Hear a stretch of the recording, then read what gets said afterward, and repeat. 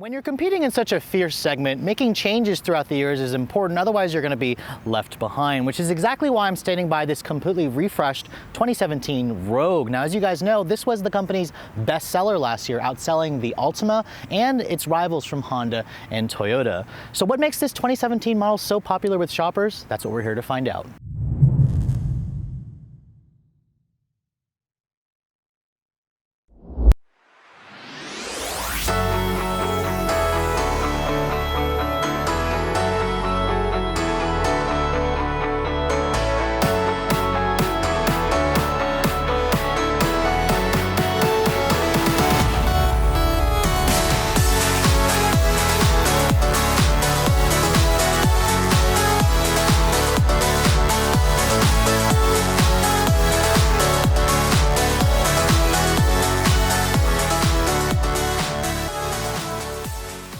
When this generation Rogue debuted back in 2014, it was an instant hit for Nissan. Now, of course, the compact SUV segment here in the US is just a really hot market, but a lot of buyers really loved the new generation Rogue. And you can see for 2017, the company has refreshed the styling significantly, giving it cues from the larger Murano. It's got the latest version of the V-Motion grille.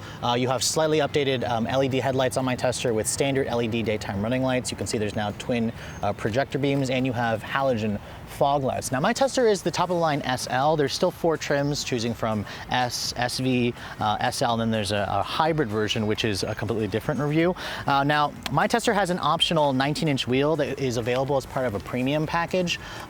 It does fill out the wheel wells nicely. I like the updated design. They're wrapped in 225/55 series tires, slightly skinnier tires than some of its competitors. Now, the Rogue is actually bigger than a lot of its rivals. This one has about a 107-inch long wheelbase. It stretches about 185 inches long. It's about the same size as the Tiguan, to be honest, the new one that I just reviewed, which the Rogue doesn't really look like it. Nissan manages to kind of hide its size in the overhangs much better than the Volkswagen, where it looks a lot bigger. Now, the taillights also have been updated slightly. There's a darkened finish for this refresh model. There's also a lot of badging back here. There's an SL badge to show you that you got an all-wheel drive model. And the look is a lot more refined, I guess. There's some additional chrome pieces here. There's no chrome exhaust outlet here, which I guess the Rogue doesn't really need it. This is just a family SUV. Now, the upper trims will come with a hands-free liftgate where you can literally just kick underneath here. It'll open up if you've got the key on you. The power liftgate, of course, is standard on a lot of the mid trims and up.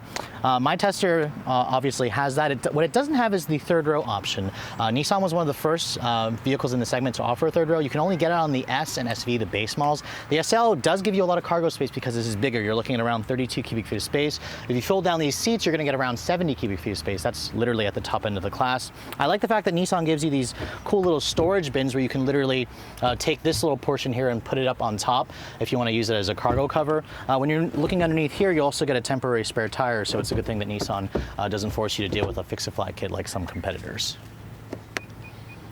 Underneath the hood of the latest Rogue, this is an area that Nissan actually didn't make any changes to, and to be honest, they kind of needed to make the changes. Now, what you're looking at is a one-choice only engine. This is a 2.5-liter double overhead cam 4-cylinder.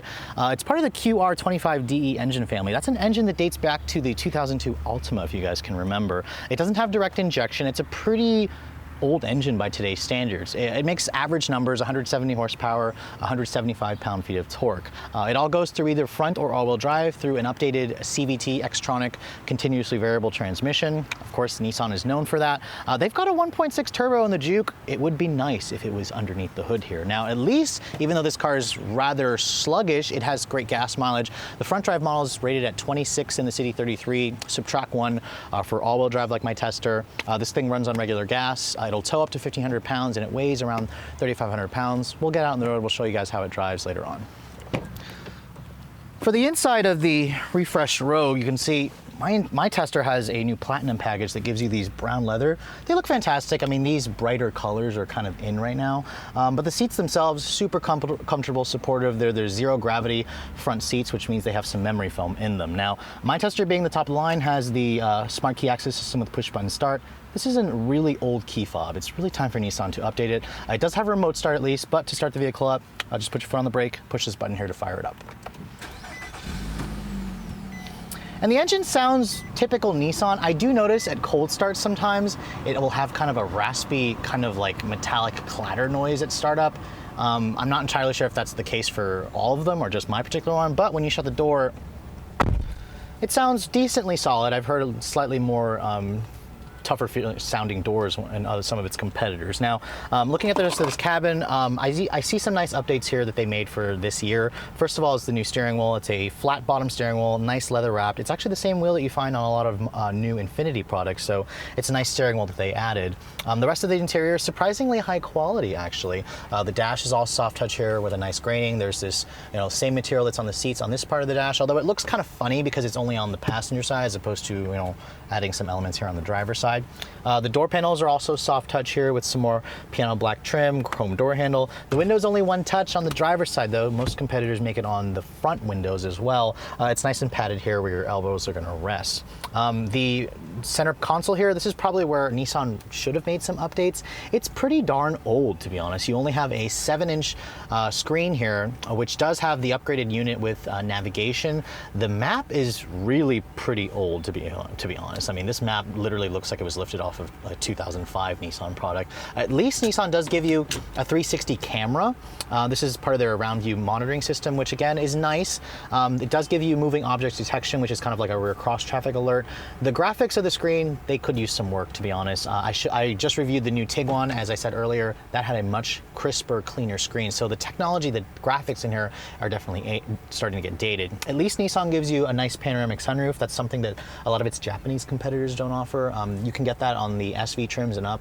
I believe it's still an option on my SL if you have to go for like a premium package. Now, this center console here has some pretty good storage. There's some cup holders here. You have here heated seat controls. No cooled seats though. At least you do get memory seats. And then there's a USB port down there where you can put your iPod or Android phone, whatnot. There's no Android Auto or CarPlay. Nissan still has not added that to this old head unit here in the Rogue, so that's again another disadvantage. The center console lid here is nice and soft.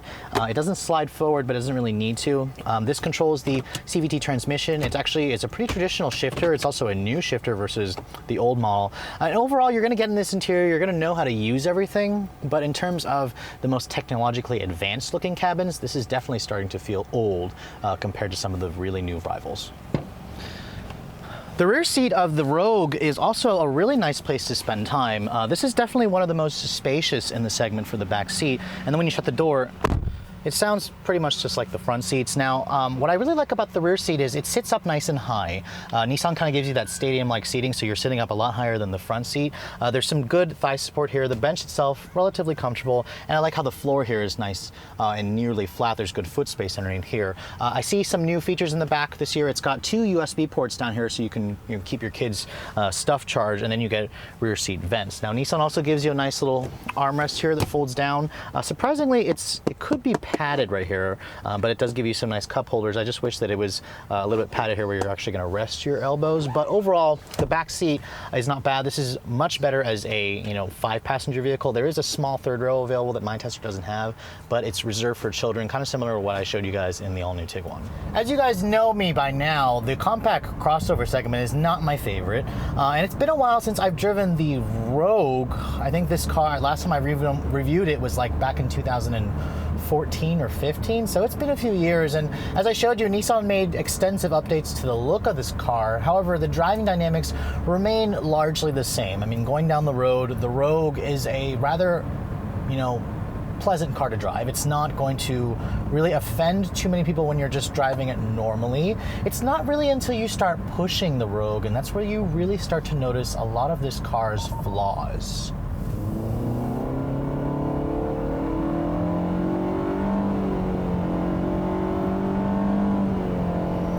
And the biggest flaw of this car is definitely the powertrain. It's a very dated platform or engine, as I've told you guys before. This is the 2.5 liter double overhead cam 4-cylinder with variable valve timing. It's part of the QR25DE engine family, and this engine dates back to like 2002, the redesigned Altima during that time. And it's definitely time for Nissan to replace this motor. I mean, they've got a newer 1.6 liter turbo in the Juke. Would love to see that motor in the Rogue, considering this is the company's bestseller, but I imagine most people who drive this car really don't push it the way I do, but I'm just noticing it feels super sluggish compared to a lot of its competitors, and this is already a slow segment, so the fact that the Rogue is one of the slower offerings is kind of a huge negative, at least for me.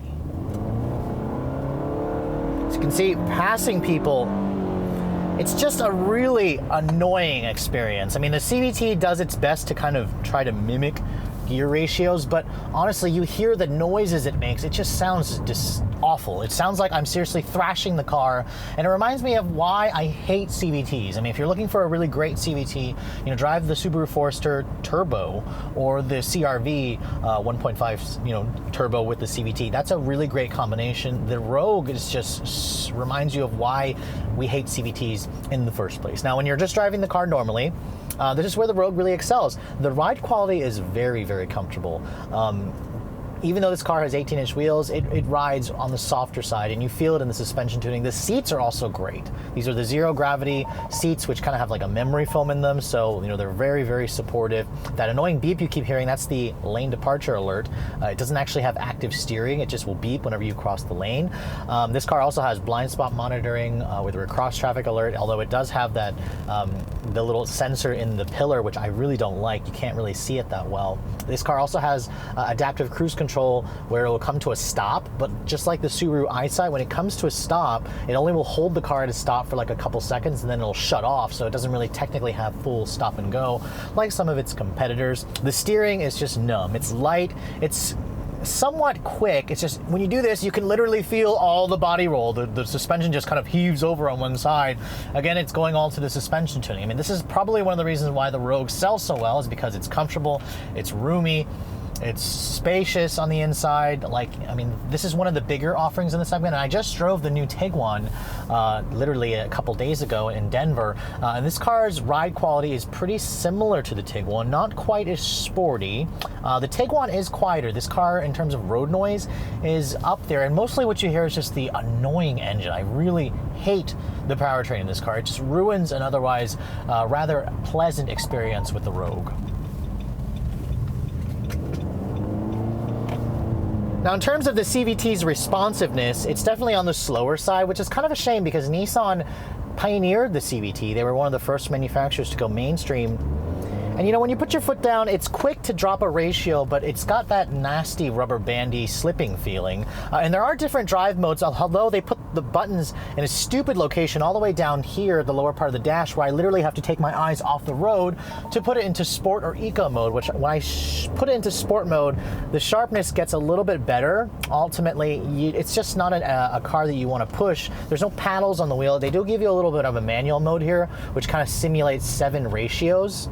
Not really gears, but when you put it in the manual mode, it does a pretty good job of giving you these fake gears, which I imagine most owners are never going to use the manual mode anyway. You're just going to put it in drive. You're going to drive it normally, and you're going to admire the space, the really nice visibility in here, the comfortable ride quality, and the nice features. I mean, the panoramic sunroof does a really great job in bringing some light into this cabin. But I mean, overall, in terms of this segment, is the Rogue a leader in terms of the driving dynamics, in terms of the premium feel, maybe in some of the interior finishings, but not as an entire package when it comes to this car.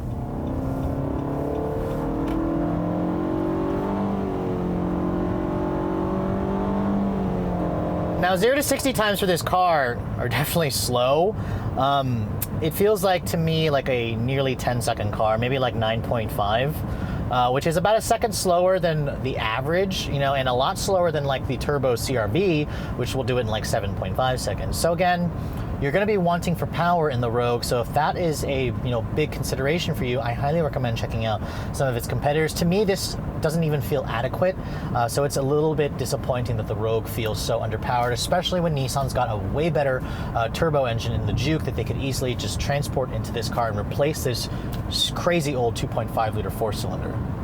After my week's worth of testing with the refreshed Rogue, it's not hard to see why Nissan moved about 330,000 units last year. This is a vehicle that's comfortable, that's roomy, that's practical, that's reasonably stylish looking. It just kind of falls short in terms of the driving dynamics for me as an enthusiast. Again, you don't buy a vehicle in this class to go attack a twisty back road, but it's nice to know that some manufacturers offer vehicles that have better acceleration, better handling, and just an overall more high-tech premium feel. feel. Well, all that said, what does the Rogue cost? Now, this base model for a front drive S model will start around $24,500. That's pretty much right in line with most of its competitors. Each other trim, of course, is going to cost you more. My tester, being the SL, will start around $31,700. Of course, that's for a base SL. Nissan's one of the manufacturers that like to pile on options. Mine has an $1,800 premium package that rolls in the pano sunroof, the LED headlights. It also has a tech package that gives you adaptive cruise control and those 19-inch wheels, and then $250 more for the platinum package, which gives you the brown leather seats. All in, my tester is around $35,500, which is right in line with all of its competitors. Just know that some of the rivals give you more standard equipment. For example, a CR-V or a RAV4, most will come standard with adaptive cruise control and the forward emergency braking, whereas Nissan, they force you to buy the top-of-the-line model to get that safety feature, which I imagine they're going to address in the coming years. Now, how is the Rogue such the best seller in the segment? Well, a lot of rivals will tell you, or at least Honda will tell you, that the CR-V has more retail customers, while Nissan will tend to do more fleet sales. But if you guys are looking for just a practical, comfortable, easy to drive, easy to live with compact SUV that does offer a third row and offers a little bit more space than its segment competitors, you may want to actually put the Rogue right up there at the top of your list. Hope you guys have enjoyed my full overview on this 2017 Rogue SL. If you're looking to see the latest cars I'm testing, make sure you follow me on Instagram at Redline_reviews, like us on Facebook, and if you haven't done so, please subscribe to the Redline Reviews YouTube channel for all the latest reviews. Thanks so much for watching, guys. I'll catch you all in the next video.